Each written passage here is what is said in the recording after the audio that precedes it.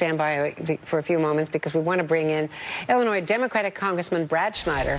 Congressman Schneider from Illinois lobbied Israeli diplomats here to allow Rashida Tlaib and Ilhan Omar to enter Israel. He joins me now. Congressman, thank you very much. When you were talking to Israel's ambassador or other diplomats and trying to persuade them that this should not be blocked, what were you hearing from the Israelis? Well, I had a long conversation with Ambassador Dermer, and I heard their concerns about the perspectives that both Tlaib and Omar have. And quite honestly, I've been critical of their positions on Israel long before this trip. But the ambassador had made a promise last month that all members of Congress would be welcome to Israel. And I think that was the right policy. I think the decision this week to block their entry was the wrong policy. It puts Israel in a bad light. I think it's short-sighted, but I think it's also wrong. Democracies, and in particular democracies like Israel, like the United States, should be celebrating the work they do, allowing people to come and see. Like the United States, Israel is an imperfect democracy, but show the strengths, the record should stand for itself. This is our most important ally in the region. And it can withstand the criticisms of two members of Congress or really anyone else in the world.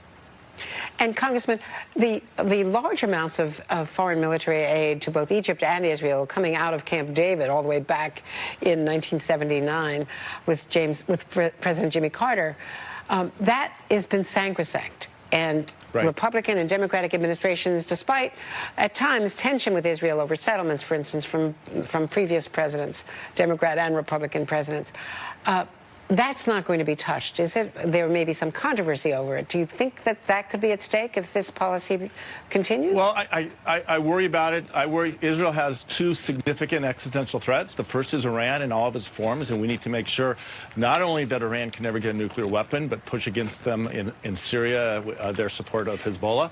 But the second is the bipartisan support of Israel within the United States Congress. If that is lost, then the support for that aid, the support for our critical work together is put at risk.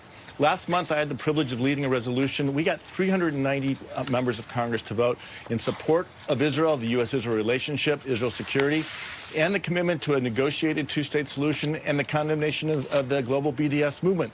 There aren't a lot of issues where you can bring Congress together like that. Israel is one of them, and we've got to work to consistently make sure that remains the case.